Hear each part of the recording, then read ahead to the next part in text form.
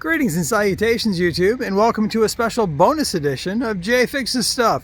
So, as you can see, I've just finished cutting the lawn with this Toro TimeMaster, and I think the time has come to replace the front axle as well as the height of cut mechanisms. This machine was sold to me by a lawn care company who only used it for a year and a half, so this is actually pretty new.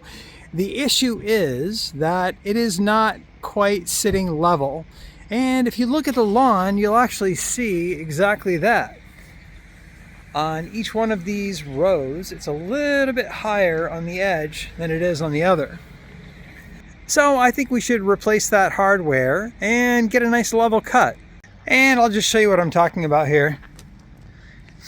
If you see, the one on the right is actually bent up just a bit, and you see how the wheel is spinning when it's on flat pavement here?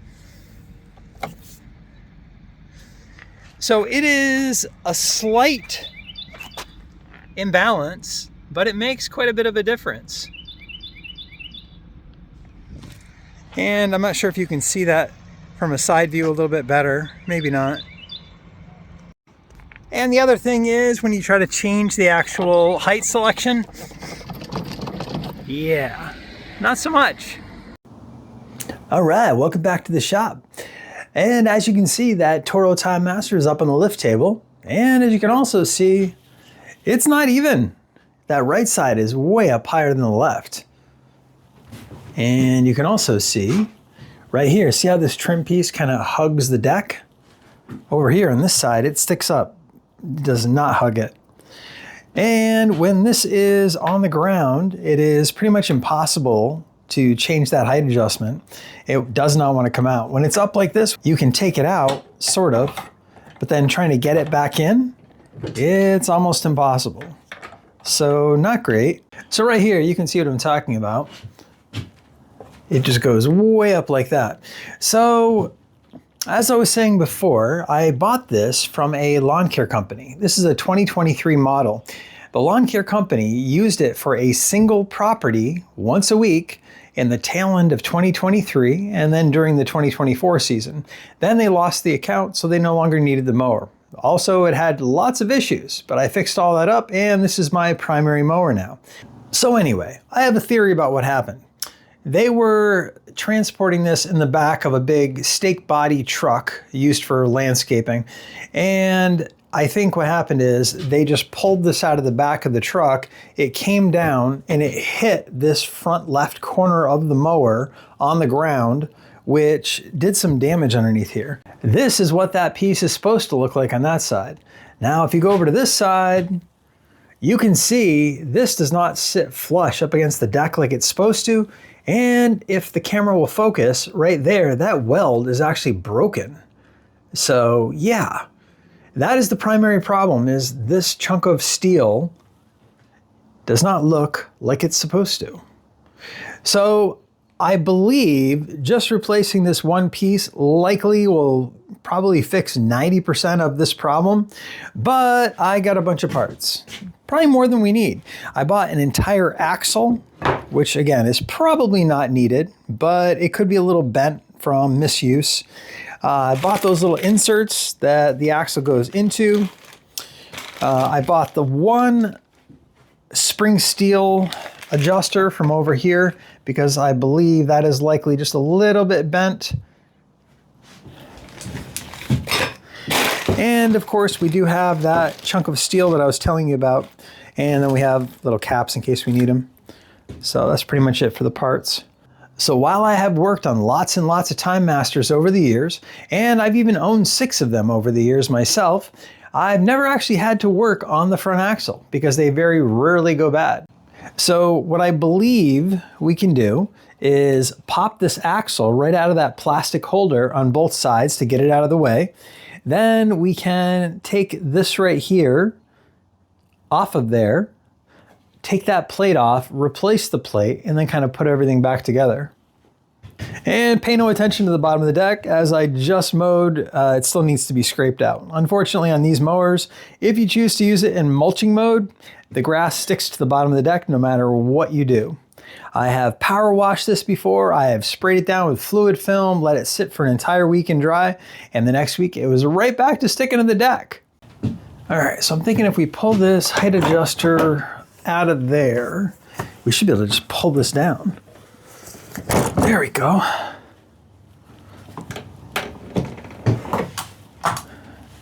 And there's the axle.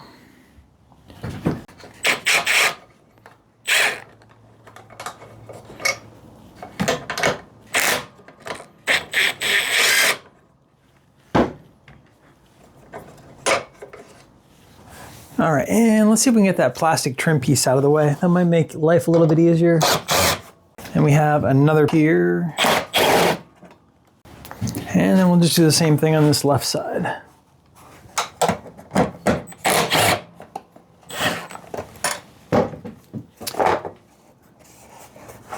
All right. All right, we now have full access to that piece that we need to either fix or replace. And you can really see that bend now. It's bent here, it's bent down here, and the weld is broken over here, as I said. So yeah, we're gonna replace that. And these are all Toro OEM parts. This is the Toro part number if you need it. Although this is just the left side. I mean, it's the right as you're looking at it, but they call it the left side. All right, now we're just gonna take out these 3 nuts. These are carriage bolts, so let's hope they cooperate. And this will probably make some noise because these are nylock nuts.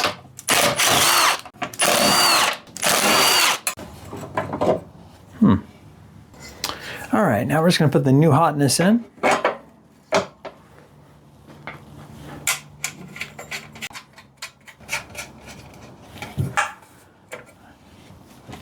All right, and let's snug these down.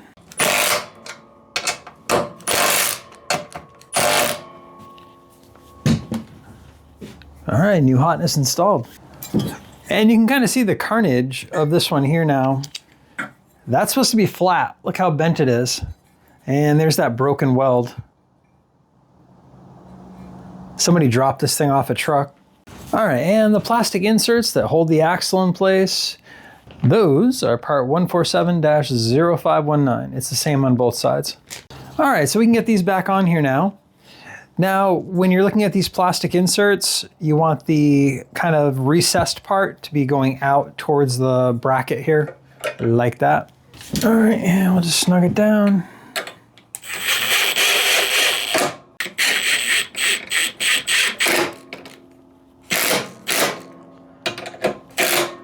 And let's do the other side. All right, same deal.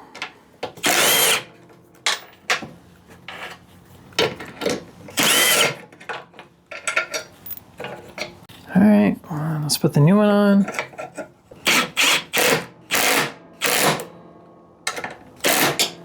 All right, we can get that plastic piece back on now. You just want that notch right there to sit right on there. And then you have the 3 spots where the self-tappers go into the plastic guides. All right, that one's started. We'll do the center one. There we go. All right, center one is started. Okay, and the left one is started. All right, let's just snug those down.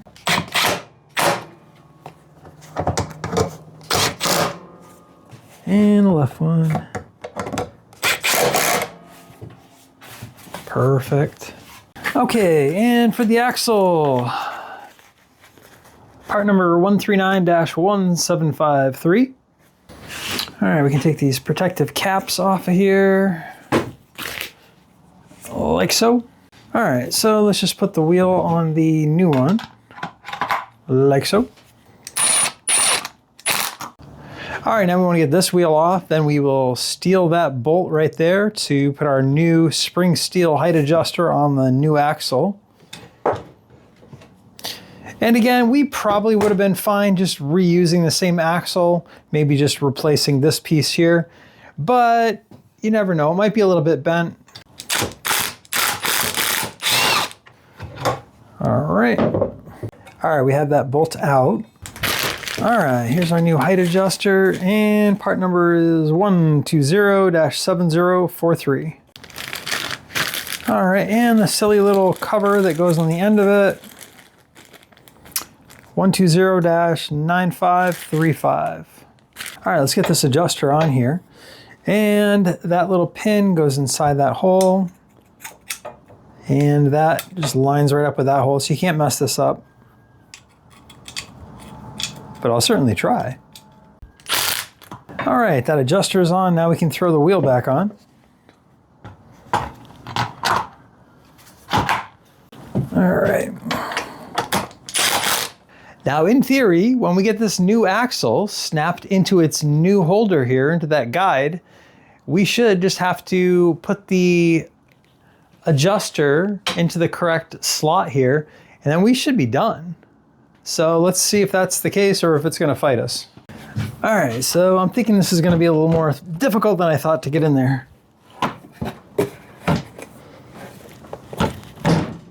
Yeah. All right, so as it turns out, getting this axle back in there is not easy at all. So I just threw a little bit of WD-40 to help persuade it in there. All right, so I'm going to attempt to remove that plastic bushing piece and put it on before we put it back in and see if that works any differently. Oh yeah, okay, yeah, do that. That was so much easier. And I guess we might as well do the same thing to this side.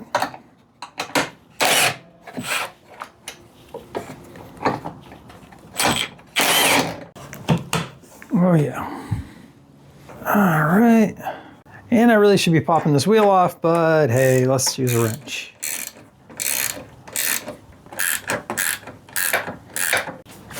All right.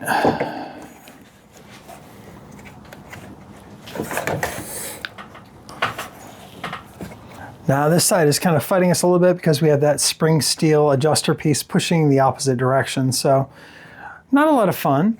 All right, so because of this bracket here, we're actually not going to be able to snap this onto the axle first like that side, so hopefully this isn't quite as much of a struggle on this side. This is turning in kind of a cluster here.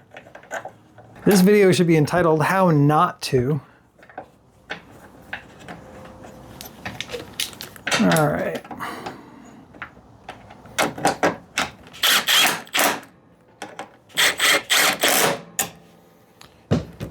Now, what do you think the chances are of us being able to get this axle into that thing on this side?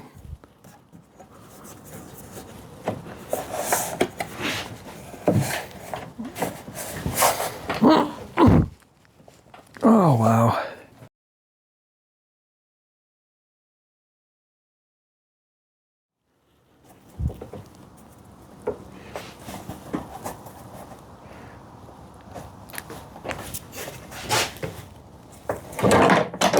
All right, channel locks for the win. Now let's push the rest of the way up, hopefully. Yeah, baby. Wow, that sucked. That was not fun at all. All right, so if you get stuck in the spot that I just did, all you have to do is take channel locks and pry between the top part here and the bottom part of the axle. Just squeeze it together and it'll get it started enough, then you can finish it with your hands. That sucked hard. All right, we just need to get this last wheel on, then we'll lower it down, check it out, and I think we'll be good. All right, get this started. And by the way, I realized afterwards that these are all actually SAE rather than metric. So the correct socket for these wheels is actually a 9/16. So don't be like me. All right, let's lower this puppy down and see what we're looking at here. All right, now, if you recall, this was nice and flush with the deck, and this was all kinds of jacked up. It is now nice and flush with the deck. Looking at it like this, we are now level. Everything is even. Our height adjustment, let's check that out. Oh yeah. And if you recall, when we had this outside on flat ground, much like we do now, one of the wheels is up in the air and just freely turning.